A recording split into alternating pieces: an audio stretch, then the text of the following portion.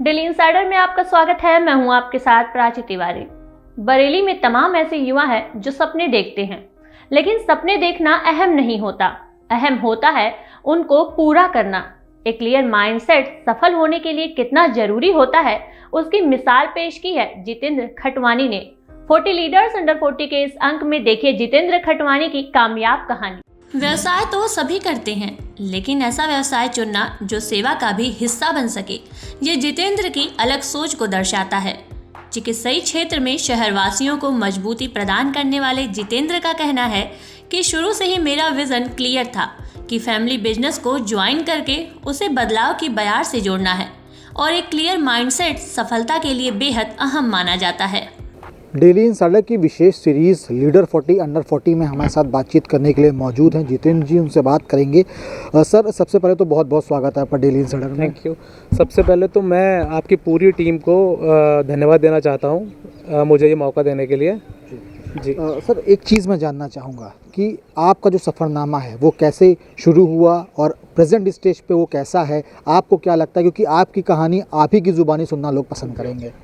देखिए, पता तो ये शुरू से ही था कि बिज़नेस में ही जाना है, आगे, क्योंकि जब पूरी फैमिली बिज़नेस में है। स्कूलिंग मेरी बरेली से हुई है, ग्रेजुएशन बरेली से हुआ है, पोस्ट ग्रेजुएशन मेरा दिल्ली से हुआ है। फिर माइंड सेटअप ये पहले से ही था कि बिज़नेस में ही जाना, क्योंकि पूरी फैमिली चली आ रही है बिज़नेस में काफ़ी समय से, और हमारा पूरा ही काफ़ी बड़ा काम है, पूरे बरेली शहर में ही फैला हुआ काम है। तो माइंड सेटअप तो पहले ही था कि बिज़नेस करना है। माइंड सेटअप पहले से था, क्लियर विजन था कि बिज़नेस करना है। अब जब इस बिज़नेस को, फैमिली बिज़नेस को आप अपने स्तर से आगे लेके गए, तो कितना चैलेंजिंग रहा आपके लिए?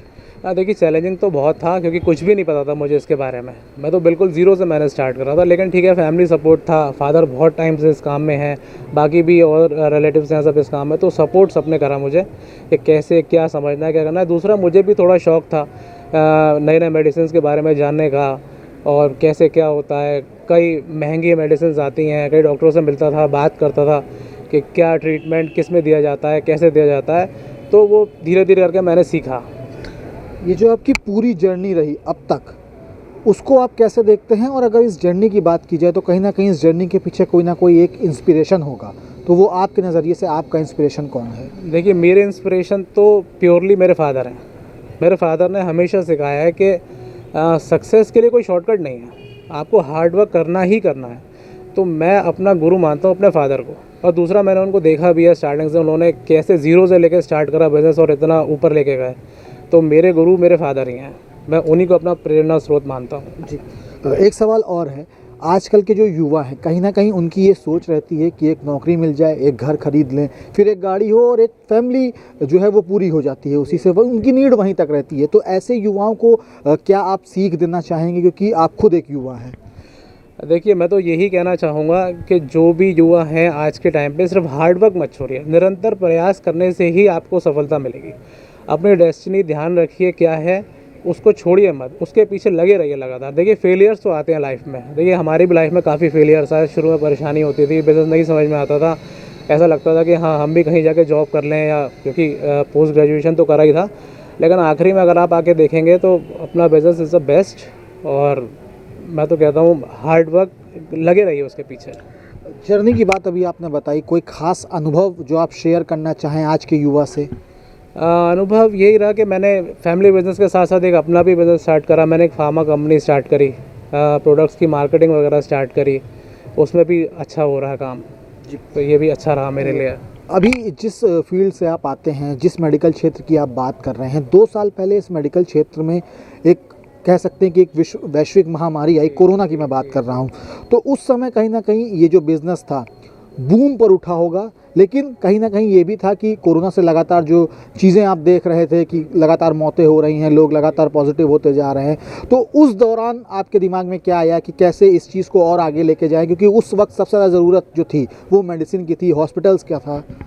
देखिए, मैं ये नहीं कहूँगा कि उस समय बिज़नेस बूम पे था, क्योंकि उस वक्त बिज़नेस के बारे में तो किसी ने भी नहीं सोचा, ना हमने सोचा। हमारा तो चलिए बिज़नेस कह लेंगे कि बूम पे था, बट हमने भी देखा कि हम भी मैनकाइंड कैसे उसको सर्व करें, कैसे हम हेल्प कर सकते हैं लोगों की। तो हमने ज़्यादातर मेडिसिन इंजेक्शन लोगों को अवेलेबल करवाए, जो यहाँ नहीं मिल पा रहे थे, बाहर से मंगवाए, दिल्ली लखनऊ से मंगवाए, मुंबई से मंगवाए। तो हमने लोगों की बहुत मदद करी उसमें।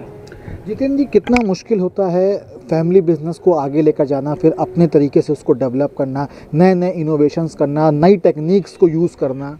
देखिए चैलेंजिंग तो रहता है, क्योंकि एक जनरेशन गैप आ जाता है कि आपके फादर उसको किस अकॉर्डिंग चला रहे थे, फिर आप वहाँ उसको नए तरीके कैसे ले आते हो, क्योंकि पुराने जो थोड़े लोग होते हैं उनको नई चीज़ें अडेप्ट करने में समय लगता है। तो जो नए नए तरीके आ गए उसके बाद बिज़नेस करने के, अब जैसे मार्केटिंग की इतनी नई टेक्निक्स हैं उस समय नहीं थी, तो एडवर्टीज़मेंट्स बढ़ाने पड़ गए उसमें, क्योंकि एडवर्टीज़मेंट बहुत ज़रूरी है एक बिज़नेस के लिए। तो वो थोड़ा सा चैलेंजिंग था, लेकिन ठीक है, फैमिली सपोर्ट अगर है आपका तो कोई परेशानी नहीं आती है। थोड़ा जितेंद्र जी व्यक्तिगत में मैं बात करूंगा, कैसे खाली टाइम पे क्या कुछ करते हैं आप, कैसे अपने फैमिली के साथ टाइम स्पेंड करते हैं? क्योंकि कहीं ना कहीं जो आज के युवा हैं, जो यूथ है, वो इतना आगे रेस में बढ़ जाता है कि फैमिली पीछे छूट जाती है। नहीं, ये बात आपने बहुत अच्छा पूछा। मेरा बेटा है छोटा, 5 साल का होने वाला है अभी, तो मैं उसके साथ ज़्यादातर टाइम अपना स्पेंड करता हूँ, और बाकी फैमिली के साथ भी करता हूँ टाइम स्पेंड। बाकी खाली टाइम पे थोड़ा सा मैं घूमने फिरने का शौक़ रखता हूँ, तो कहीं घूमने निकल जाता हूँ, या जैसे 1-2 दिन की छुट्टी अगर मिली तो कहीं घूमने चला जाता हूँ, या आउट ऑफ इंडिया टूर कर लेता हूँ। तो घूमने का मुझे शौक़ ज़्यादा है। घूमने का शौक़ आप बताया आपने ज़्यादा है, बेटे के साथ टाइम स्पेंड करते हैं। तो जैसा अभी आपने एक बात बताई, जनरेशन गैप, ये जनरेशन गैप आपके और आपके बेटे के बीच में ना हो, इस तरीके की कोई चीज़ें आपने सोची हैं कि कैसे उसको आगे लेके जाएंगे? क्योंकि डिस्कशन जो है वो बहुत ज़रूरी होता है। जी बिल्कुल। देखिए ऐसा, बेटे को फ्रेंड की तरह अगर आप रखोगे, लेकिन एक लिमिट में ही, तो वो जनरेशन गैप थोड़ा सा नहीं रहता है, क्योंकि वो भी आपकी बात समझता है, आप भी उसको समझ रहे हो कि वो क्या चाहता है। ऐसा मेरे साथ भी रहा है, मेरे फादर भी मुझे समझते हैं शुरुआत से। तो मैं कहता हूँ एक बेटे को अगर बच्चे को फ्रेंड की तरह अगर रखा जाए तो ये जनरेशन गैप थोड़ा सा कम कर सकते हैं। जितेंद्र जी, एक सवाल मेरा और है। अभी आपने बताया कि आपकी लाइफ में जो इंस्पिरेशन के तौर पर उभरे वो आपके फादर साहब थे, उनसे कैसा रिलेशन है, कैसे उनके साथ बातें डिस्कस होती हैं, किन मुद्दों पर ज़्यादा बातचीत होती है? और रही बात जो जनरेशन गैप की आपने बताई कि नहीं है, तो वो किस तरीके से आप लोग आपस में जो है उस बातचीत करते हैं? देखिए शुरू से हम लोग का डिस्कशन होता रहा आपस में। जैसे वो कोई डिसीजन लेते हैं तो वो मुझसे डिस्कस करते हैं, मैं लेता हूँ तो उनसे डिस्कस करता हूँ। ऑफिस में भी हम लोग ज़्यादातर टाइम एक ही साथ बिताते हैं, तो हम लोग के बातचीत, अंडरस्टैंडिंग, बॉन्डिंग काफ़ी ज़्यादा है। तो इसलिए थोड़ा सा हमारे में इतना जनरेशन गैप की परेशानी है नहीं, क्योंकि उनकी और थिंकिंग मेरी साथ में रहते रहते एक जैसी ही है लगभग। जितेंद्र जी, आखिरी सवाल मैं आपसे पूछना चाहूँगा कि आप जैसे युवाओं की कहानियों को आम लोगों तक साझा करने के लिए डेली इनसाइडर एक विशेष अभियान लेकर आया है, लीडर 40 अंडर 40, कैसे देखते हैं इसको? देखिए ये तो एक बहुत अच्छा अभियान है, ताकि लोगों तक सबकी बात पहुंचनी चाहिए। लीडर अंडर 40 अच्छी चीज़ है, और मैं बधाई देता हूं आपको इस प्रोग्राम के लिए। जितेंद्र के पिता दुर्गेश खटवानी केमिस्ट एसोसिएशन के अध्यक्ष हैं। जितेंद्र ने भी पारिवारिक विरासत को ही आगे बढ़ाया है, लेकिन उनके पिता का मानना है कि अब उनका बिजनेस सिर्फ बरेली तक ही सीमित नहीं रहा, पूरे देश में एक अलग पहचान मिली है और इसका श्रेय जितेंद्र को ही जाता है। ये फ़र्क तो बहुत पड़ता है, यंग जनरेशन जब से आई है, और जब से ये योगी जी ने और मोदी जी ने अपना एक आह्वान किया है कि स्टार्टअप जो युवा लोग अपना बिजनेस करें और लोगों को रोज़गार दें, रोज़गार मांगे नहीं दें, इसी को सोचते हुए हमने सोचा कि भाई अब हम तो पुराने तरीके से अपना बिज़नेस चला रहे थे। तो जितेंद्र ने MBA जब कंप्लीट किया तो पहले इनका विचार था कि भाई मैं जॉब करूं। फिर जब इनको प्रेरणा मिली योगी जी से और मोदी जी से कि भाई अपना स्टार्टअप, अपना खुद का बिज़नेस होना चाहिए, तो इन्होंने एक तो जो पेरेंटल बिज़नेस है इसको ज्वाइन किया, साथ में इन्होंने नया नया इनोवेशन किया, और जो जेम पर बिज़नेस है, ऑनलाइन पोर्टल पर है, सप्लाईज हैं गवर्नमेंट हॉस्पिटल्स की, तो इन्होंने उसको पूरे इंडिया में अब ये सप्लाई कर रहे हैं मिलिट्री हॉस्पिटल्स को, गवर्नमेंट हॉस्पिटल, डिस्ट्रिक्ट हैं, CMO हॉस्पिटल्स हैं, सारे में सप्लाई कर रहे हैं। अब इनका विचार है कि अपना कोई मैन्युफैक्चरिंग यूनिट शीघ्र ही दवा उद्योग में, चाहे तो रॉ मटेरियल का लगाएंगे या फिनिश्ड गुड्स बनाएंगे। तो अब इनका ये विचार है कि किसी तरीके से अब बहुत जल्दी अपना मैन्युफैक्चरिंग यूनिट भी इसी फील्ड में आगे लाएंगे। माता पिता का साथ और आशीर्वाद कामयाबी के लिए अनिवार्य है। जितेंद्र की मां हेमा खटवानी का कहना है कि बिना चीज़ों को डिस्कस किए उनका बेटा कोई भी कार्य को इम्प्लीमेंट नहीं करता। मेहनती बहुत है, इसी का नतीजा है कि उसे 40 लीडर्स अंडर 40 के मंच पर आमंत्रित किया गया है। हाँ, मैं तो सोचती हूँ बहुत ही मेहनत करता है, बहुत, मैं उसका भविष्य बहुत उज्जवल देखना चाहती हूँ और बहुत मेहनत करता है, रात रात को काम करता है। जी जी बिल्कुल, बिजनेस में दोनों बिल्कुल सेटिस्फाइड रहते हैं, बिल्कुल एक दूसरे से बिल्कुल सजेशन लेके फिर काम आगे बढ़ाते हैं। जितेंद्र अपने काम और परिवार को एक बराबर समय देते हैं। जितना प्रायोरिटी वो अपने काम को देते हैं उतना ही समय फैमिली के साथ भी बिताते हैं। जितेंद्र खटवानी की पत्नी चारू खटवानी का मानना है कि उनके पति में दूसरों को रोजगार देने की सोच है। ज़्यादातर समय वो अपने काम को देते हैं, लेकिन जब फैमिली की बात आती है तो उनकी प्रेजेंस हमेशा रहती है। बहुत पहले तो सर अपना ही मतलब जो फैमिली बिजनेस था वही चलाते थे। फिर थोड़े टाइम बाद इन्होंने अपनी कंपनी स्टार्ट करी इवान लाइफ साइंसेज। उसे लेकर थोड़ा सा ये तो होता है, एक नई कंपनी स्टार्ट होती है उसको बहुत टाइम चाहिए होती है, उसको बड़ा करना, बहुत टाइम देना, लेकिन वो बहुत अच्छे से कर रहे हैं अपना प्रॉपर। कभी कभी रात को 12 भी बज जाते हैं लैपटॉप पे बैठे बैठे, 1 भी बज जाता है। फिर सुबह मॉर्निंग में उठते हुए भी वही रूटीन स्टार्ट रहता है। हमारे साथ तो वेकेशंस में भी होता है कि उनका लैपटॉप बैग हमेशा अपने साथ रहता है, लेकिन वो फैमिली को टाइम बहुत अच्छे से देते हैं। ऐसा नहीं है कि हमें कहीं भी पीछे लैक नहीं करते हैं, अपने बच्चे को बहुत अच्छे से टाइम देते हैं। But yes, he is very dedicated hard working गाय और बहुत अच्छे से अपना प्रॉपर पूरा कभी वेकेशंस पे भी जाएंगे तो 2 घंटे अगर निकालें तो ही make sure to give time to family के 4-5 घंटे में अपनी फैमिली के साथ अच्छे से रहूं।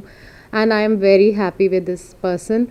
He is very hard working. अपना इनका माइंडसेट इतना ब्रॉड है कि वो बहुत बहुत ज़्यादा कुछ अचीव करना चाहते हैं। बहुत कम टाइम में इन्होंने अपनी कंपनी बहुत अच्छी भी कर ली है और मैं हमेशा से ये चाहूँगी इन्हें बहुत सक्सेस मिले। हर कोई अपने बेटर हाफ को, हर कोई अपने हस्बैंड्स को बहुत अच्छी मकाम पे ही देखना चाहता है, लेकिन मैं ये चाहूँगी ये ऐसी अच्छे से एक इंडस्ट्री बना लें, एक फैक्ट्री हो जाए इनकी अपनी, जो ये आगे रोज़गार दे पाएँ, मतलब इनसे बहुतों को रोज़गार मिल पाए। ये मेरी बहुत तमन्ना है। जितेंद्र ने अपने बिजनेस को बखूबी आगे बढ़ाया है और अपनी मेहनत लगन के दम पर उन्होंने अपने बिजनेस को न सिर्फ बरेली बल्कि बरेली से बाहर तक पहुंचाने में सफलता हासिल की है। फिलहाल 40 लीडर्स अंडर 40 के इस एपिसोड में बस इतना ही। फिर मिलते हैं युवाओं को मोटिवेट करने वाले बिजनेसमैन की कहानी लेकर। आप बने रहिए डेली इनसाइडर के साथ। शुक्रिया। यूपी और देश दुनिया की तमाम ताजा तरीन खबरों के लिए गूगल प्ले स्टोर से आज ही डाउनलोड करें हमारा तेजी से उभरता न्यूज ऐप डेली इनसाइडर।